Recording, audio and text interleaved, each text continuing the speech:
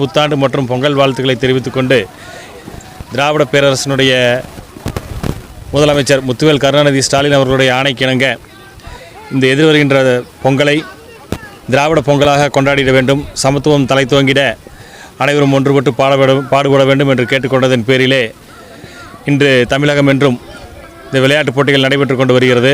அதன் ஒரு பகுதியாக கோவை வடக்கு மாவட்டத்துக்கு உட்பட்ட சின்னவாடம்பட்டி பகுதி கழகத்திலே இந்த விளையாட்டுப் போட்டிகள் கிரிக்கெட் போட்டி, சைக்கிள் போட்டி, அதேபோல் ஓட்டப்பந்தயம், பெண்களுக்கான கோலப் போட்டிகள், கயிறிழுத்தல் போட்டிகள் நடைபெற்று கொண்டிருக்கின்றது.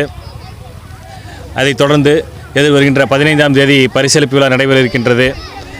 அனைவரும் அந்த பரிசளிப்பு விழாவிலே பகுதியை சார்ந்த அனைவரும் சிறப்பாக கலந்து கொண்டு பரிசுகளை பெறுமாறு கேட்டுக்கொள்கின்றோம்.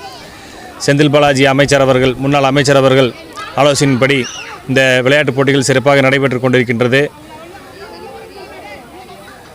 சின்னவாடம்பட்டி பகுதி கழகத்திலே எதிர்வருகின்ற 15ஆம் தேதி விளையாட்டுப் போட்டிகள் மீண்டும் நடைபெற்று அதனுடைய பரிசளிப்பு விழாவிலே வடக்கு மாவட்டத்தினுடைய ஆற்றல்மிகு செயலாளர் தொண்டாமுத்தூர் ரவி அவர்களும், தொகுதி பொறுப்பாளர் கவுண்டம்பாளையம் சட்டமன்ற தொகுதியினுடைய பொறுப்பாளர் முளனூர் கார்த்திக் அவர்களும், கோவை மாநகராட்சியினுடைய மேயர் ரங்கநாயகி ராமச்சந்திரன் அவர்களும், அதேபோல் பாராளுமன்ற உறுப்பினர் அருமையான ராஜ்குமார் அவர்களும் கலந்து கொண்டு பரிசளிப்பு விழாவில் கலந்து கொண்டு சிறப்பிக்க உள்ளார்கள்.